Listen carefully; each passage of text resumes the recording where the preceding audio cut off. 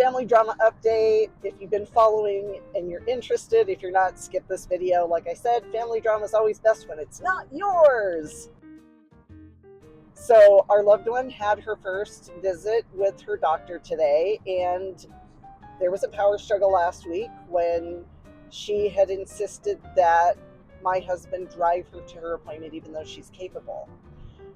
I call into her appointments, and we were waiting to see today after she told him, not asked him, told him to keep his schedule clear today just in case she couldn't drive.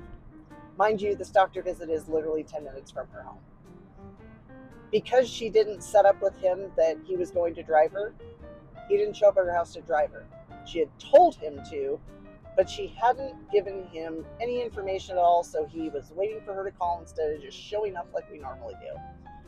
I asked him to check on her location about 30 minutes before the appointment, and he could see that she had left her house, which is awesome. That's great. That means she's starting to feel better and she's taking control.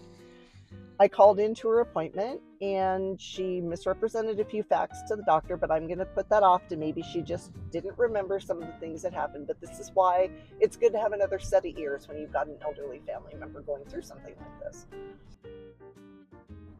The doctor usually gives the opportunity at the end of these visits for me, as the person attending the visit with her, to ask any questions or remind the patient of anything that maybe they've forgotten. And since the entire reason for this visit was so that she could get help in the home set up, and the fact that she hadn't brought it up once to this doctor, that was where I focused.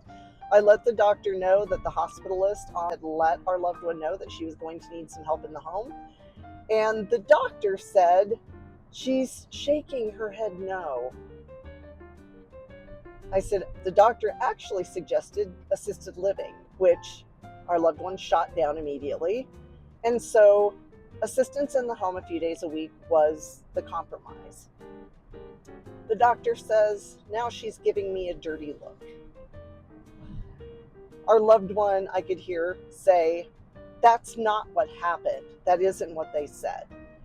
They're coming in now to see me. I reminded her and the doctor that this is only a post-hospital stay 2-week thing that gives her time to get this set up for herself. And I asked for resources other than the ones that we had provided and let the doctor know which ones we had provided her. He told our loved one, no, these are the ones that you really need to be calling, but I will also set you up with a caseworker. Here's the important part here. Just like I discussed last week, it is vitally important that you start getting non-compliance into this person's medical record. These are legal documents that if in the future you need to be able to keep the person safe by instituting some kind of a legal device to make sure that they're taken care of, you have to first be able to prove non-compliance.